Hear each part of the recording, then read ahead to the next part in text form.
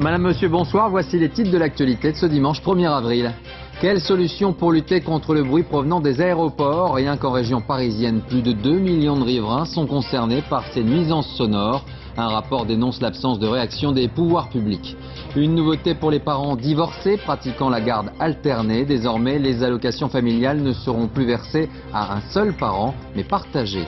L'écologie se réinvite dans la campagne. Nicolas Hulot fait pression sur les candidats qui ont signé son pacte. Un dimanche marqué par le grand meeting de Marie-Georges Buffet et par les premières attaques directes de Ségolène Royal contre Nicolas Sarkozy. Toujours plus vite, le TGV bat officieusement son record de vitesse avec 568 km/h. Mais la SNCF attend mardi pour la tentative officielle. Enfin, un festival de cinéma français dans une petite ville de Virginie, aux États-Unis. Un succès populaire, vous le verrez, étonnant dans l'Amérique profonde pour des films en version française. Il faudrait 50 ans pour insonoriser les logements situés autour de l'aéroport d'Orly. Voilà un exemple parmi d'autres qui ressort d'un rapport officiel qui pointe les manquements de l'État. En cause le bruit et ses nuisances dues à la proximité des aéroports. Un problème qui touche en France plusieurs millions de personnes. Florence Bouquillat, Laurent Desbois. C'est en Voisin que Pascal Machuron rend visite à Pierre. Un voisin de galère. Les deux hommes vivent à Hermont, 20 km de l'aéroport de Roissy. Ils souffrent chaque année un peu plus des nuisances sonores dues aux avions. C'est la fréquence qui est insupportable. Un bruit qui arrive une fois toutes les heures, toutes les 2 heures encore, je dis pas, mais avec des fréquences dans la journée, quand c'est toutes les 30 secondes. Moi j'ai un jardin, je ne peux plus en profiter. L'été, je rentre chez moi pour être tranquille, je ferme les portes, les fenêtres, parce que c'est plus possible. Je ne parle pas d'inviter des amis à venir déjeuner sur ma terrasse dans le jardin. Ils n'ont plus le nez dans l'assiette, ils ont le nez sur le ciel avec les avions qui passent toutes les 30 secondes. Et la nuit, pas de répit. 160 avions entre 22h et 6h du matin. Écœurée, l'association de riverains exige des mesures d'urgence. L'arrêt des vols de nuit, avec le transfert sur l'aéroport de Vatry, la modification des procédures d'approche, l'augmentation du nombre de passagers par avion. Plus de passagers par avion et donc moins d'avions. Des années que les riverains proposent des solutions, pour rien. Aujourd'hui, ils envisagent des actions plus radicales. L'épreuve de force, on verra les actions à prendre, mais il y a de plus en plus de gens qui ne vont pas supporter les nuisances sonores et les nuisances chimiques. Et on ira vers de l'épreuve de force qui peut aller à un blocage complet de l'aéroport de Roissy et une cessation du trafic. En Ile-de-France, 2,5 millions d'habitants sont victimes du bruit causé par le trafic aérien.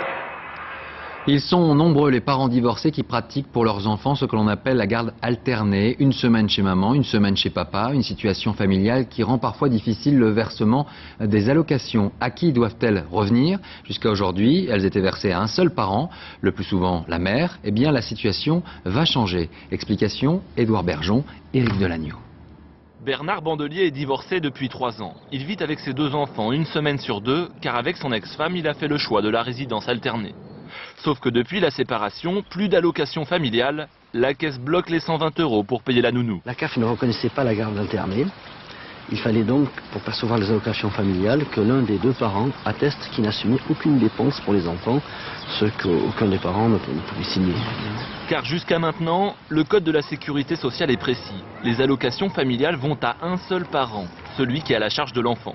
Le nouveau décret s'adapte au système des résidences alternées et va donner les mêmes droits aux 2 parents. Partager les allocations familiales entre le père et la mère, ça veut dire reconnaître au père et à la mère une valeur égale, et ça donne une véritable légitimité aux 2 parents par rapport à l'éducation de leurs enfants.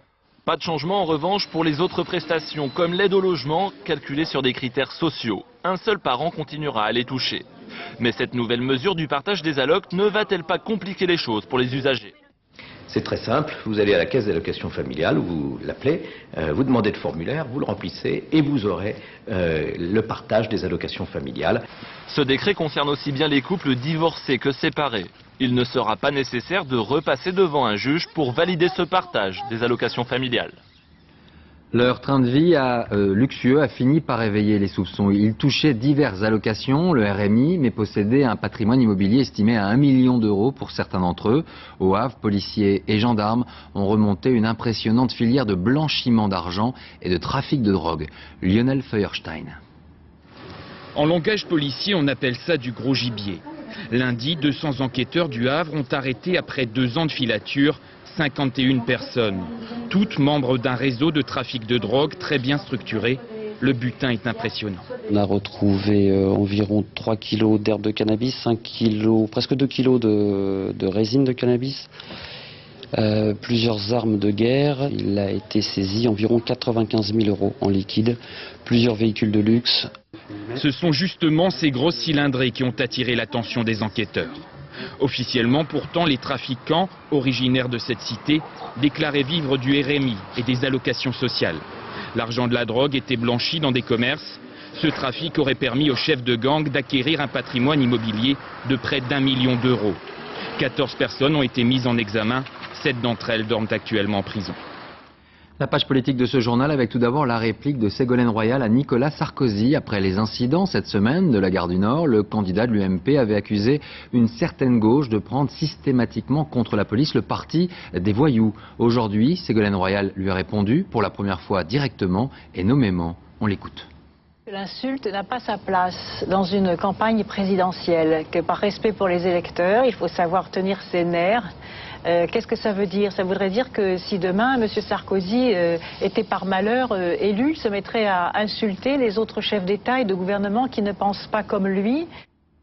De son côté, François Bayrou poursuit sa visite aux Antilles. Le candidat de l'UDF qui a ironisé sur le ralliement de son ancien directeur de campagne en 2002, Gilles de Robien, à Nicolas Sarkozy. François Bayrou a une nouvelle fois fustigé les appareils politiques, les journaux de la pensée unique et a proposé de remplacer l'ENA, l'École nationale d'administration, par une école des services publics. Sur place, Véronique Saint-Olive, Guillaume Michel. Bayrou ! Vive Bayrou ! Vive Bayrou ! Toute la chaleur de l'outre-mer. Merci beaucoup, garçon! Au marché de Cayenne, François Bayrou, seul candidat à avoir fait le déplacement, ne passe pas inaperçu. Mais au-delà de la couleur locale, il y a maintenant la volonté de reprendre l'initiative. Plus que jamais, François Bayrou se pose comme le candidat anti-système et à la sortie de la messe en Martinique, il lance un pavé dans la mare. J'ai décidé de proposer une réforme profonde de l'État qui commencera par la suppression de l'École nationale d'administration et son remplacement par une école de très haut niveau, une école des services publics. Et à chaque étape, François Bayrou dénonce la collusion de ceux qu'il appelle les amis de caste et de classe pour se poser à l'inverse comme le candidat de tous les citoyens. La nouvelle du ralliement de l'UDF Gilles de Robien à Nicolas Sarkozy conforte la démonstration. Je trouve que c'est très bien, parce que tout mon effort, c'est de proposer à la France de gouverner différemment. Et pour gouverner différemment, il me faut des équipes nouvelles. Énergie, détermination et coupe de la canne à sucre pour se défouler. Un bon bâton pour aller punir qui il faut punir. Celles-là sont convaincus, mais François Bayrou continue à courir. Il reste 3 semaines. Alors que certains parlent de trou d'air dans sa campagne, François Bayrou, tout au long de ce périple exténuant, ne cesse de répéter que lui seul peut battre Nicolas Sarkozy au second tour. Façon d'en appeler dès maintenant à ce qu'il appelle désormais le vote utile. Un dimanche de campagne à 3 semaines du premier tour désormais, de nombreux candidats étaient en meeting afin de mobiliser leurs militants. Ce fut le cas notamment pour Marie-Georges Buffet qui avait rassemblé ses troupes à Bercy, à Paris. Tour d'horizon de cette journée avec François Baudonnet et Virginie Travers. Le grand meeting pour relancer sa campagne devant 12 000 personnes cet après-midi à Paris. Marie-Georges Buffet a attaqué Ségolène Royal et son vote utile. De meeting en meeting, les dirigeants socialistes vous somment de vous ranger comme un seul homme derrière Ségolène Royal. C'est le vote utile, disent-ils. Aussi comment ne pas voir que ce qu'ils appellent le vote utile, c'est le vote qui déporte à droite tous les l'échiquier politique. Il est grand temps de voter pour vous, d'avoir un vote utile pour résoudre vos problèmes, utile à vos proches, vos voisins et vos collègues, pour avoir enfin une vie meilleure. Votez pour vous. À Marseille, Arlette Laguiller s'en prend au gouvernement et à ses chiffres du chômage. Il y a de plus en plus de témoignages pour montrer toutes les techniques utilisées pour rayer des listes de nombreux chômeurs. Quand le gouvernement ose affirmer que le chômage n'a jamais été aussi bas depuis plus de 20 ans, il ment comme un arracheur de dents. Gérard Chivardi, lui, n'est plus le candidat des Maires. Il a dû changer ses affiches, mais il est toujours contre l'Union européenne et pour les jeunes. On m'a dit, mais pourquoi vous êtes lancé dans cette campagne? Mais je vais vous le dire.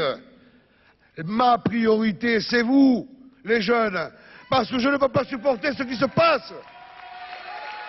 Donnez-leur un vrai travail à tous ces jeunes, avec un toit pour se loger. Et 90% des problèmes seront finis. Frédéric Nious, quant à lui, a passé son dimanche en terrain conquis. Le candidat du CPNT a arpenté les allées du salon de la chasse. Et alors la stratégie pour les 3 semaines qui restent pour gagner? Du terrain, des médias, il n'y a pas de secret, une campagne ça marche comme ça. Malgré les médias bien présents, le candidat des chasseurs plafonne à 1% dans les sondages. Et il ne veut pas être pris pour du petit gibier.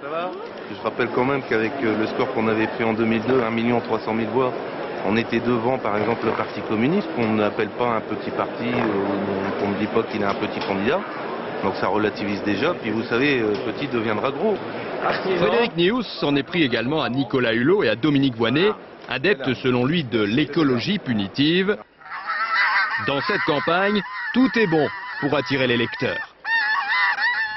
Et Nicolas Hulot n'est pas un homme qui abandonne facilement. Il n'est certes pas candidat, mais il souhaite toujours faire entendre son message écologique dans cette campagne. Il a d'ailleurs multiplié les piqûres de rappel auprès des candidats signataires de son pacte écologique. Hélène Hugues et Marie Cros. Ce soir à la télé, les journalistes diront qu'ils étaient des millions. Pas des millions, mais plusieurs milliers et une belle image, c'est sûr, pour les télévisions. Au pied de la Tour Eiffel, des foulards multicolores, en réponse à l'appel de Nicolas Hulot pour sauver la planète. Démonstration de force et piqûre de rappel pour que les candidats à la présidentielle n'oublient pas leurs promesses écologiques. La capacité, l'audace de ceux qui seront demain aux commandes, quels qu'ils soient, est proportionnelle à notre volonté, à notre détermination. Aux côtés de Nicolas Hulot, comme toujours, des vedettes de la chanson, du sport et du cinéma. Des politiques aussi, les représentants de Ségolène Royal et de Nicolas Sarkozy, mais pas de candidats. Tenus à l'écart, Dominique Voynet et José Bové, tous deux espèrent récolter ce que Nicolas Hulot a semé. Bon, mais je peux rentrer, c'est pas grave. Quand c'était là, il fallait me demander. C'est pas grave. Aucun parti ne prendra au sérieux des chantiers comme la restauration de la qualité de l'eau, la mutation de l'agriculture, la diminution massive des émissions de gaz à effet de serre, si les écologistes n'ont pas un bon résultat au soir des élections présidentielles. Donc j'ai envie de passer ce message aussi aux associations. Le peuple de l'écologie doit être cohérent. S'il veut que l'écologie pèse, il doit voter pour les écologistes. Je trouve que c'est très bien quand on peut sur une cause rassembler les gens. Ce qui est important, c'est qu'ensuite ça se traduise dans des actes concrets de la vie quotidienne, mais aussi dans des actes politiques pour changer le monde. Bon. Et pas de jaloux, une bise à chacun, mais elle ne vaut pas soutien. L'écologiste le plus populaire de France veut rester neutre dans la campagne. Alors l'écologie n'est-elle qu'un gadget pour les candidats? C'est la question qu'a posée notre équipe en Camargue ce week-end. Le débat écologique est-il un thème important de cette campagne présidentielle? Élément de réponse avec notre rendez-vous sur vos impressions de campagne. Frédéric Montel et Frédéric Capron sont toujours dans la région d'Arles. Une citadelle assiégée, les Saintes-Maries de la Mer. Ici, la Méditerranée engloutit 5 à 10 mètres par an de plage, en partie à cause du réchauffement climatique. Il y a un siècle, on avait à peu près 500 mètres de plage. Il y a peut-être encore 5 ans, on pouvait marcher juste devant le bunker, qui était juste à côté vraiment de la plage, qui était contre la plage, et maintenant il est en mer effectivement. À ce rythme-là, à la fin du siècle, la moitié de la Camargue sera recouverte par la mer, sous 50 cm à 1 mètre d'eau. Pourtant, le parc naturel régional de Camargue a vu ses subventions d'État divisées par 3 depuis 2002. Ces dernières années, on a beaucoup parlé d'écologie et parallèlement, les fonds ont baissé. Parallèlement, dans les faits, il n'y a pas eu de grands choix politiques environnementaux comme ça s'est fait dans d'autres pays. Heureuse Camargue, c'est le nom de ce groupe de producteurs biologiques. Du riz au vin en passant par le taureau, chez eux tout est bio, sauf les présidentielles. En période électorale, les promesses ils en font tous, et puis au bout du compte, Bon, à mon avis... Ça, on ne pourra pas leur enlever des voix après, hein, s'ils le font voilà. pas. Hein. Ça, Voilà, une fois que c'est fait. Si on n'a pas un mouvement écologie fort, on n'aura pas de candidats qui prendront en compte l'écologie, parce que ça restera marginal. Si on fait 1 ou 2%, tout le monde s'en foutra, même si c'est vraiment le problème majeur actuellement. Vous imaginez 1% des gens qui ont une tendance, enfin une vision environnementale avec ce qu'on nous promet dans 10, 15 ou 20 ans. Je trouve qu'on est au bord du précipice là. Hein. Au marché d'Arles, le programme écologique des 12 candidats laisse tout le monde sceptique. Et je pense que Nicolas Hulot aujourd'hui, c'est un produit marketing dont sont emparés la plupart des candidats en signant ce pacte qui n'engage absolument à rien et qui ne sera pas respecté. Pourquoi, d'après vous, l'écologie, c'est pas important chez les candidats qui se présentent? Ça rapporte rien. Ça rapporte quoi? Pour moi, ça rapporte rien. Ça ne se vend pas l'écologie, ça. Qui aujourd'hui va prendre le risque de dire qu'il ne faut plus produire du suremballé? Personne. On nous propose des incinérateurs, on nous propose du tri sélectif, mais je m'en fous, moi. Ce que je veux, c'est qu'il y ait moins d'emballage. Même scepticisme dans les urnes. Aux législatives 2002, le candidat de Génération Écologie avait recueilli à Arles moins d'1% des voix. Justice maintenant, la Cour d'assises des Alpes-Maritimes va devoir une nouvelle fois se prononcer sur cette affaire, celle de l'assassinat en août 91 du berger d'un petit village de montagne au-dessus de Menton. Un premier accusé avait d'abord été acquitté, mais cette fois, c'est son neveu qui se retrouve devant les jurés. Nouveaux éléments, nouvelle enquête. La Cour d'assises devra cette semaine répondre à cette question. Est-ce lui qui a tué le berger de Castellar? Le rappel des faits, Olivier Théron. Comme une blessure qui ne se refermera pas tant que la justice n'aura pas trouvé le coupable, la stèle de Pierre Leschiera est fleurie avec détermination. Les faits remontent à 1991. Le jeune berger de 32 ans est abattu de 2 décharges de chevrotine. L'enquête s'oriente sur le village de Castellar, un monde en vase clos avec ses haines profondes. Premier suspect, Alain Vérando. Il est jugé en 2002, mais à l'audience, une nouvelle piste se précise, celle de son neveu, Jérôme Vérando, 16 ans au moment des faits. Le jeune homme a proféré des menaces de mort, il a des traces de poudre sur les doigts et son alibi est mis à mal. Du coup, Alain Vérando, l'oncle, est acquitté, mais il sera de nouveau jugé en appel. Jérôme Vérando, lui, se présentera devant la cour d'assises demain. Il entend y revendiquer son innocence. Parce que bon, vivre avec ça, c'est pas une solution. Surtout que je suis innocent, quoi, en fait. Bon. La famille de Pierre Leschiera a besoin que la justice mette enfin un nom sur le meurtrier, 16 ans après les faits. Ces personnes qui sont inculpées, que ce soit Alain Vérando ou Jérôme Vérando, sont des personnes qui savent très bien qui a tiré sur mon père. Et c'est bien pour ça que j'espère que lors de leur procès, si ce n'est pas en tout cas eux directement qui ont tiré dessus, qu'ils le disent, puisqu'ils savent. Briser l'omerta, ce silence complice du village, c'est l'enjeu des 5 jours de ce procès qui débute. En Afghanistan, la France poursuit son soutien aérien à la force internationale mise en place par l'OTAN. Une mission qui vient de recevoir, il y a quelques semaines, 3 nouveaux appareils. Le Fleuron de l'armée de l'air, 3 Rafales de l'escadron de chasse de Saint-Didier. Un baptême du feu pour le Rafale dans une zone de conflit. Richard Binet, Nathalie Gallet. Ces pilotes font partie de l'élite de l'armée de l'air. Plus de 2000 heures de vol, chef de patrouille, la plus haute qualification en matière de pilotage. Ce sont eux qui, à bord de Rafale, le dernier né des avions de combat français, survolent quotidiennement le territoire afghan depuis la base de Dushanbe, au sud du Tadjikistan. Dès qu'on a identifié la cible, on identifie tous les deux de manière à ce qu'il n'y ait aucun doute qui subsiste quant à la nature de la cible et si on peut la tirer. Donc à ce moment-là, vous vous éloignez, vous revenez pour tirer la bombe, et nous on se chargera du guidage de la bombe jusqu'à son impact. Les regards sont graves, chaque mission est différente, toujours périlleuse. Ce sont des missions de combat et nous affrontons des ennemis qui sont armés et nous prennent pour cible. Et elles sont fatigantes également parce que ce sont des missions qui sont longues, entre 4 et 6 heures. Fatigantes surtout d'un point de vue psychologique, puisque pendant ces 4 à 6 heures, il faut pouvoir répondre à n'importe quel moment aux besoins des troupes au sol ou qu'elles se trouvent sur le théâtre afghan. Poussés par ces 2 puissants réacteurs, il ne faut qu'une poignée de secondes au Rafale pour arracher ces 22 tonnes à la piste.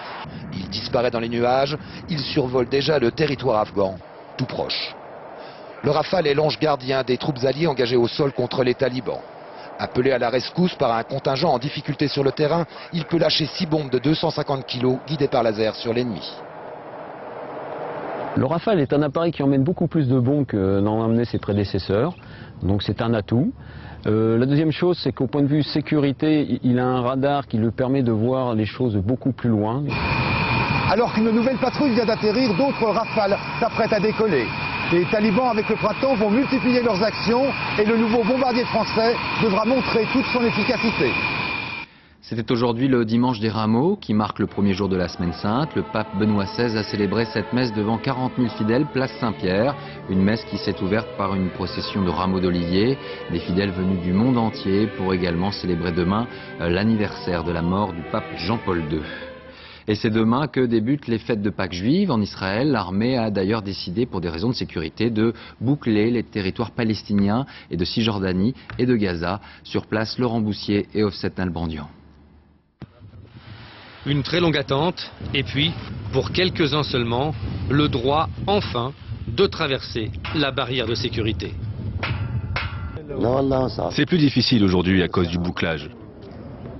Mais nous, on doit absolument aller à l'hôpital en Israël. Point de contrôle entre Bethléem et Jérusalem. Ici comme ailleurs, les services israéliens ont réactivé le bouclage des territoires palestiniens. Raison invoquée évidemment, la sécurité. Il faut dire que depuis quelques jours, des dizaines d'alertes et plusieurs incidents violents ont mis l'armée et la police israélienne sur le qui-vive. Gaza et la Cisjordanie sont donc une fois de plus isolés. Mais selon le porte-parole israélien, le passage des points de contrôle sera facilité en cette semaine de Pâques pour des milliers de Palestiniens chrétiens. Comme vous le voyez, on attend longtemps. Mais on devrait pouvoir passer, on doit aller prier à Jérusalem. Ce bouclage des territoires palestiniens qui va durer jusqu'au 9 avril est un classique des fêtes de Pâques juives. Nécessaire sécurité d'un côté, contre frustration, voire sentiment d'humiliation de l'autre. Les images maintenant de cette manifestation devant l'ambassade britannique à Téhéran. Environ 200 membres de la milice islamiste se sont rassemblés pour réclamer un procès et une sentence pour les 15 marins britanniques. Parallèlement à ces actions de propagande, Londres a annoncé que des discussions bilatérales directes avec Téhéran étaient engagées afin d'obtenir la libération de leurs soldats. Le même producteur, le même habillage, le même programme de télévision, mais à destination cette fois du monde arabe.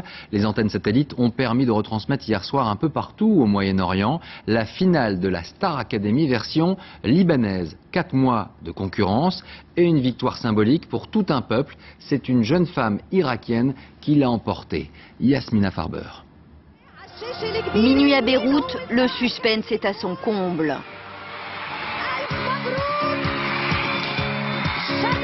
Shada Hassoun, 26 ans, gagne la Star Academy du Moyen-Orient. La chanteuse se drape des couleurs irakiennes. Elle dédie cette victoire à un pays meurtri. Je représente un pays qui a tant de problèmes. Je ne m'attendais pas du tout à ce qu'ils votent pour moi.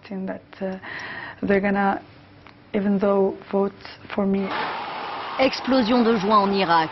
La population oublie un temps les violences pour soutenir la chanteuse née d'un père irakien et d'une mère marocaine.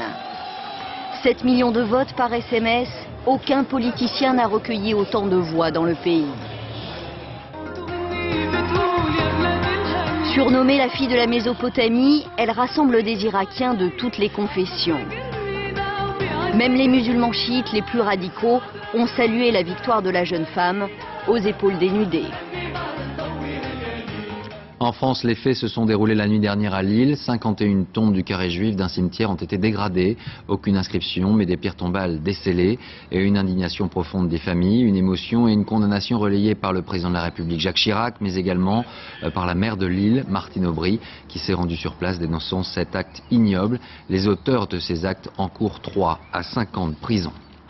Le combat inlassable maintenant d'un homme de 91 ans, militaire de carrière. Il sera renvoyé de l'armée en 1940 au motif qu'il est juif. Pendant plusieurs années, les lois antisémites du régime de Vichy le contraignent ainsi à rester éloigné de l'armée. Une injustice pour laquelle il demande réparation depuis maintenant 20 ans. Explication Véronique Gaglione, Françoise Mazou. Militaire de carrière, c'était sa vocation. Mais la guerre a brisé son rêve. Et aujourd'hui, le retraité de 91 ans y pense encore. Depuis 20 ans, il se bat pour que l'injustice de 1940 soit reconnue. Je n'ai pas réalisé de ce qui m'est arrivé. Et le pourquoi c'est arrivé. C'est-à-dire? C'est-à-dire d'être né juif et d'être offensé, évincé, persécuté, alors que je n'avais rien à me reprocher. Il vit à l'époque en Algérie. Il vient de renouveler son engagement pour 5 ans sous les drapeaux, lorsque Vichy édicte ses lois antisémites, interdisant notamment aux Juifs d'être officiers de l'armée. On le place en permission, puis on le démobilise. Je traversais la caserne de Blida, il y avait le capitaine et l'adjudant.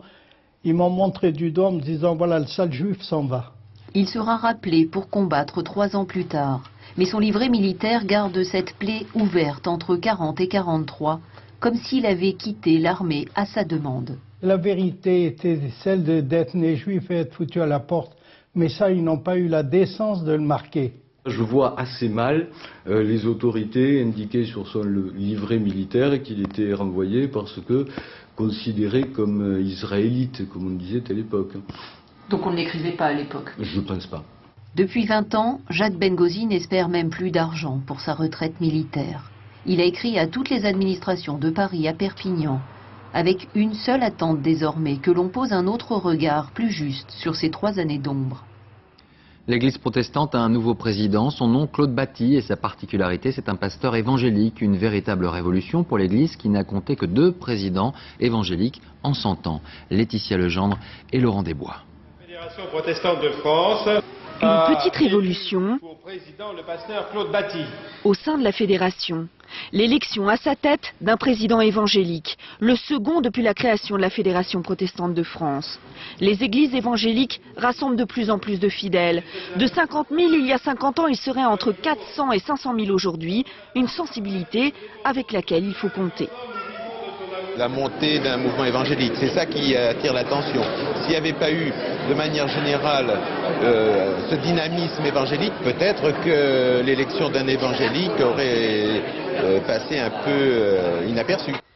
Ce matin, durant le culte, les membres du conseil, dont le président Claude Batty, étaient bénis et acceptaient solennellement leur charge devant des fidèles de toutes sensibilités confondues, loin des grands shows à l'américaine.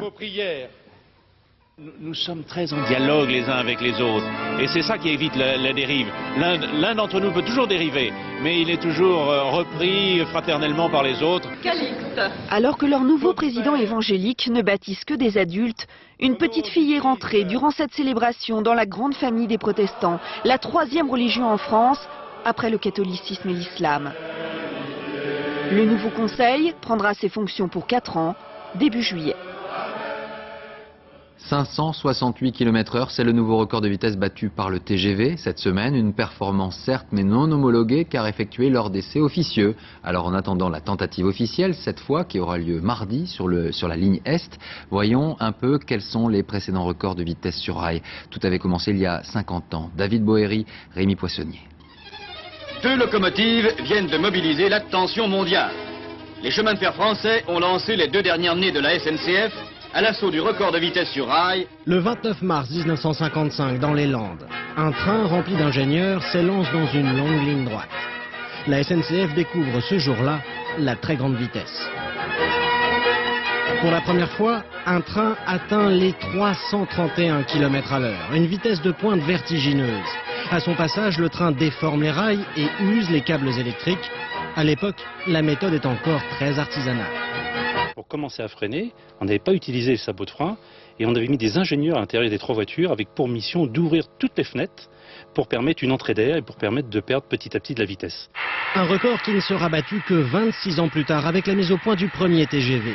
En février 1981, la célèbre rame orange de la SNCF franchit un nouveau cap. 380 km/h, un peu plus de 100 mètres par seconde. Un record qui va ouvrir la voie au voyage à très grande vitesse. 7 ans plus tard, le record est battu de l'autre côté du Rhin. L'ICE, le TGV allemand, est le premier à dépasser la barre des 400. En 1988, il est officiellement chronométré à 406 km/h. Pour reconquérir le titre, la SNCF attend l'arrivée du TGV Atlantique. Ce TGV de nouvelle génération est plus puissant. En mai 90, les ingénieurs poussent une rame à son maximum et décrochent une nouvelle médaille à 515 km/h. Il y a 17 ans, on avait buté sur le problème de la limite de ce que l'on appelle la vitesse critique de la caténaire, c'est-à-dire on avait des problèmes liés au captage du courant et c'est ça qui nous avait limité. Un problème résolu en 2003 par des ingénieurs japonais avec ce train expérimental. Un train à sustentation magnétique qui fonctionne sans roue. Il flotte au-dessus de la voie. Résultat, une vitesse hallucinante de 581 km/h. Un record qui n'est pas homologué car pour l'instant ce train n'est qu'un prototype. La page sport de cette fin de week-end avec en football le Paris Saint-Germain dans une position des plus délicates avant de se déplacer ce soir à Lens puisque les Parisiens sont derniers du championnat de Ligue 1 après les premiers résultats du jour et la victoire de Sedan à Nantes 1-0. Du football, du volley, du cyclisme, mais on commence par la victoire de Sébastien Loeb au rallye du Portugal. Julien Benedetto. Voilà ce qui arrive aux pilotes qui veulent suivre le rythme de Sébastien Loeb. Au Portugal, le triple champion du monde en titre gagne le 31e rallye de sa carrière. Au classement du championnat du monde, il revient à 2 points du Finlandais Marcus Gronholm. L'exploit d'hier contre Moscou en demi-finale aura donc été inutile. Les volleyeurs de Tours sont battus en finale de la Ligue des Champions par Friedrichshafen. Les Allemands n'avaient jamais remporté le titre suprême et franchement, ça se voit. Ligue 1 de football, Nantes reçoit Sedan dernier. Les Ardennais attaquent et but de Fabien Barthez. Énorme bévue du gardien nantais qui offre à Sedan une victoire précieuse dans la course au maintien. Blessé à la cuisse, le divin chauve est remplacé 10 minutes plus tard. Il quittera le stade avant même la fin du match. Ses coéquipiers ont dû apprécier. Quart de finale de la Coupe d'Europe de rugby. Le Stade français mène de 6 points à Leicester. Il reste 8 minutes à jouer. Moment choisi par les Anglais pour inscrire un essai cruel. Score final 21-20 pour Leicester. Biarritz également éliminé. Il n'y aura pas de club français en demi-finale. Aux mondiaux de cyclisme sur piste à Palma de Majorque en Espagne, le Français Grégory Boget, 22 ans, remporte la médaille d'argent de l'épreuve de vitesse. Battu en finale par le Hollandais Theo Bos.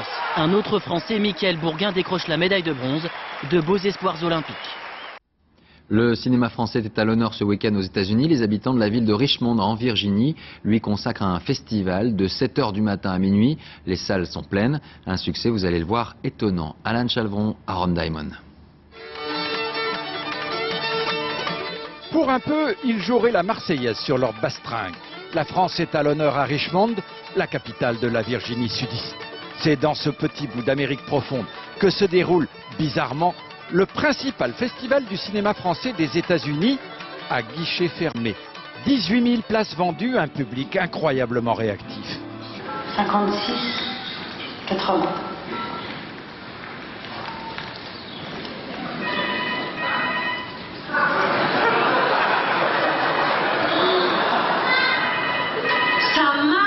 J'ai trouvé les réactions du public formidables, disons beaucoup plus fortes que celles que du public français. Parce que le public français, il rit, mais pas à ce point-là. Il y a une découverte à chaque fois, il y a une fraîcheur peut-être aussi. Peut-être chez vous aussi. Et si le cinéma français était finalement plus universel qu'on ne le pense? Les Américains pensent que le cinéma français, c'est un cinéma où on coupe un peu les cheveux en 4, mais je crois que ça leur manque peut-être. Et ils aiment les histoires d'amour un petit peu compliquées. Le cinéma français a un bon sens de l'humour. Et ce que j'aime bien, c'est qu'il n'y a pas autant d'action que dans les films américains. Je n'habite pas à New York, je n'habite pas à Los Angeles. C'est bien que ce festival ait lieu dans l'Amérique profonde, dans un coin paumé. Ce festival, fruit de la passion d'un couple d'universitaires, a déjà un effet concret. Il a provoqué dans cette partie de l'Amérique un regain inattendu de l'enseignement du français. Cinéma toujours avec l'adaptation d'un best-seller de Christian Jacques, La Reine Soleil, un film d'animation, l'histoire d'une jeune fille de 14 ans qui défiera l'autorité de son père, le pharaon Akhenaton. Emmanuel Lambert, Didier Dahan. Pendant 3 millénaires, cette terre a accueilli une des plus grandes civilisations. Le réalisateur Philippe Leclerc réanime l'Égypte antique, celle de la 18e dynastie. Elle, c'est Akhesa, fille de Néfertiti et d'Akhénaton. Lui, c'est le prince Tout, futur Toutankhamon. Des prêtres comploteurs menacent Pharaon, alors deux enfants que tout oppose décident d'agir ensemble. Traître! Mon père te le fera payer! T'es malade! C'est ça? Des espions! Emparez-vous d'eux! Loin des productions américaines, l'animation est épurée, l'action saccadée, c'est la touche française. Si le dessin est suffisamment fort, il suffit de très peu d'animation pour le rendre vivant. Et dans l'animation, il ne faut pas oublier, il y a âme. De mémoire de Pharaon, on n'avait jamais vu ça. L'avant-première du film se tenait devant Képhren, Khéops et Mykérinos, les trois pyramides de Gizeh. Le violoniste Didier Lockwood a composé la bande originale mélangeant jazz et musique orientale. Je l'ai mélangé, ça redonne une autre couleur, une autre forme. À travers les mélanges, je crois que ce sont les métissages qui font les plus beaux enfants, non? Même si la censure égyptienne rappelle que les faits sont inexacts historiquement, le film est bien sorti en salle et les petits écoliers du Caire ont adoré ce cours d'histoire animé. Je suis très fière de voir l'histoire de mon pays. Khéops, Képhren, Mykérinos.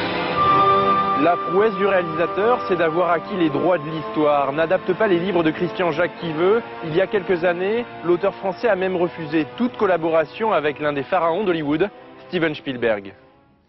Voilà, c'est la fin de ce journal. Merci de l'avoir suivi. Tout de suite, la météo, Nathalie Riouet, avec une alerte avalanche dans les Pyrénées à 20h50. Chouchou avec Gad Elmaleh. Demain à 13h, Françoise Laborde. Vous retrouvez David Pujadas à 20h. Belle soirée à vous.